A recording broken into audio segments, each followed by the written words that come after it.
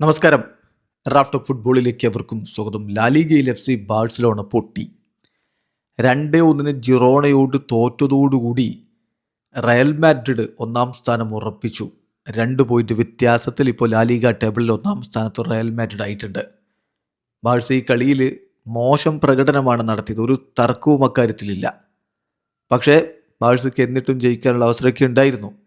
Yamal penalty miss ചെയ്തു, മറ്റൊരു അവസരം മിസ് ചെയ്തു. കൂടാതെ എതിരാളികൾ വിജയിച്ച ഗോള് അത് ഡിസലവ് ചെയ്യേണ്ടതായിരുന്നു.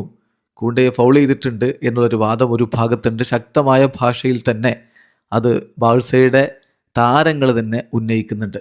ഏതായാലും അത് റഫറി ഫൗളല്ല എന്ന് വിശദീകരിച്ചു. വാർ അതിൽ ഇൻ്റർവെൻ ചെയ്തില്ല. കോൺട്രവേഴ്സിയാണ്, വലിയ രൂപത്തിലുള്ള വിവാദമായിട്ടത് മാറിയിട്ടുണ്ട്.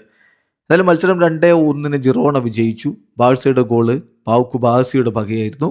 മറുഭാഗത്ത് ലമാറും ബെൽട്രാനുമാണ് ജിറോണയ്ക്ക് വേണ്ടി ഗോളുകൾ കണ്ടെത്തിയത്. മത്സരത്തിൽ ബാഴ്സയുടെ മുന്നേറ്റങ്ങൾ നയിച്ചുകൊണ്ട് ടോറസും റാഫിഞ്ഞയും ലാമിനെ യമാലും ഒരുമിച്ചാണ് അണിനിരുന്നത്. ഇപ്പോൾ കഴിഞ്ഞ കോപ്പ ഡെൽ റേ മത്സരത്തിൽ പരാജയമുണ്ടായിരുന്നു. അതിനുശേഷം ബാഴ്സയെ സംബന്ധിച്ചിടത്തോളം മികച്ചൊരു വിജയം ഇവിടെ അനിവാര്യമായിരുന്നു. പക്ഷേ അത് സംഭവിച്ചില്ല. ആദ്യ പകുതി ഗോൾ രഹിതമായിട്ട് അവസാനിച്ചിട്ട് രണ്ടാം പകുതിയിൽ 59-ാമത്തെ മിനിറ്റിൽ കുബാസിലൂടെയാണ് അവർ ലീഡെടുക്കുന്നത്. യമാലിൻ്റെ പെനാൽറ്റി മിസ്സിംഗ് ഒക്കെ ആദ്യ പകുതിയിൽ ബാഴ്സയ്ക്ക് വലിയ നിരാശയുണ്ടാക്കിയ സംഭവങ്ങളാണ്.